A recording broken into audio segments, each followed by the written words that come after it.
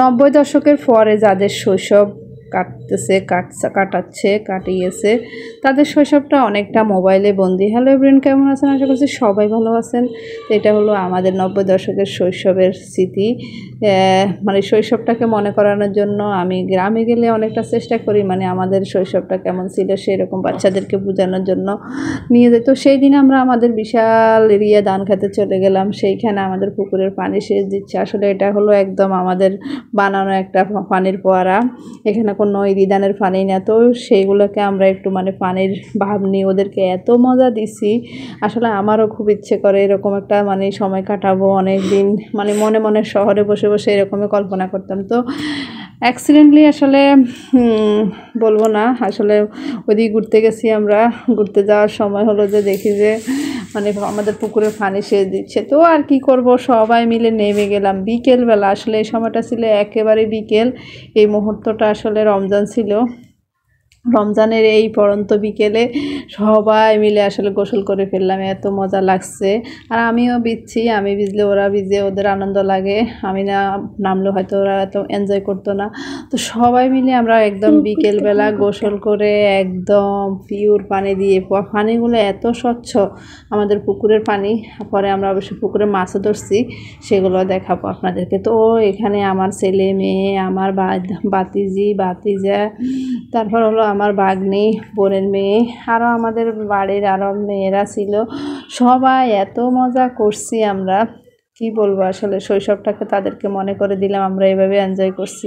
এখনকার ছেলেমেয়েরা আসলে অনেকটা মোবাইলে বন্দি থাকে, এই দিনগুলো তারা পায় না, মিস করে, তারা বুঝে না। তো সেগুলো একটু তাদেরকে অনুভব করার জন্য হলো যে আমি চলে যাই। আসলে আমার কাছে আর নিজের কাছে ভালো লাগে এরকম একটা সময় কাটাবো, সবাইকে নিয়ে, বাচ্চাদেরকেও ফিল দিব। তাই আর কি, রমজান উপেক্ষা করেও আমরা আসলে এখানে নেমে গেছি। তো সবাই আমাদেরকে আশেপাশে দেখতেছে, আর আমরা তো কি মজা করতেছি দেখেন। ওরা মনে হয় যে এই প্রথম, আমার ছেলে মেয়েরা মানে ওরা এই প্রথম এরকম একটা এনভায়রনমেন্ট পাইছে। সেটা তো মানে ওদেরকে দেখেই বুঝতেছেন কী যে মজা করতেছে। তা আমি কোথাও মিস করি নাই ওদেরকে। পরে পরে আমি একটু ভিডিও করি, আবার আমিও যাই। মানে সুন্দর একটা শৈশব কাটালাম সবার সাথে। যদিও এটা হলো যে এখনকার পরিবেশে খুঁজে পাওয়া যায় না। যাকে এই পরিবেশটা পেয়ে আমার কাছে খুব ভালো লাগলো। মনে হচ্ছে যে গ্রামে যাওয়াটা অনেক বেশি সার্থক হয়েছে। খুব মানে খুব মজা পেয়েছি। চারদিকে ধান আর ধান, মাঝখানে পানি দেখেন। এখন আর ফোয়ারা নাই, কারণ আমরা এটাকে ক্রিয়েট করতেছি। এই যে এরকম করলে মনে হচ্ছে যে মেশিন চলতেছে, এটা আমরাই বানাইছিলাম আসলে। তো এই যে এইভাবে উঠাইলে ওরা অনেক বেশি মজা পায়। আর ওরা তো বলতেছে যে আমরা সি ওয়ার্ল্ডে যাই এত মজা পাই না টাকা খরচ করে, আর এখানে বিনা পয়সা এত মজা করলাম, বিশ্বাস করবেন গাইস, মানে এত মজা।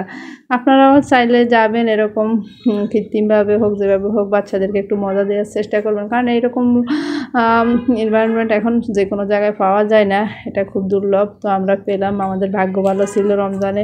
মানে আমি গ্রামে যাওয়াটাকে আমার কাছে মনে হয় যে অনেক বেশি সার্থক হয়েছে।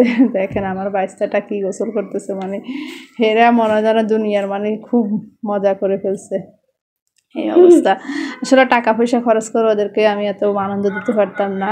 অল্প সময় আসলে ওদেরকে নিয়ে এই পানিতে মজা করাই, ওদেরকে যে আনন্দ দিছি, মানে ওরা মনে থাকবে ওদের সারা জীবন। তো সেটা মনে রাখার জন্য আমিও ভিডিও করে রাখলাম।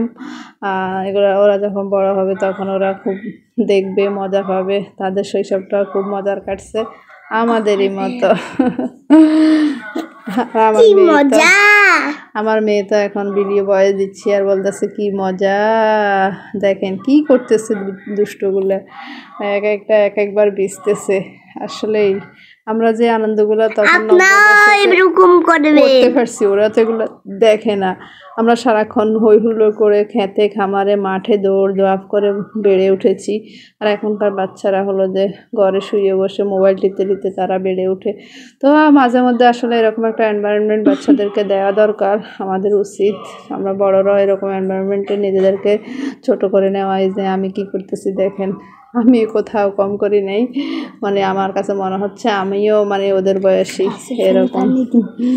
এরকম একটা এনজয় করতেছি। দেখেন মানে আমি গেলে ওরা আবার আসে, মানে আমি যে একটা ভিজবো একা একা ওরা দেয় না, ওরা সবগুলো আবার আমার কাছে চলে আসে। মানে আমার সাথে সাথে ওরাও ভিজবে, এরকম একটা মুহূর্ত কাটাইছি। তো অল্প সময় আসলে এখানে 5 মিনিটের ভিডিও, বাট অনেক সময় আমরা এনজয় করছি। আল্লাহ।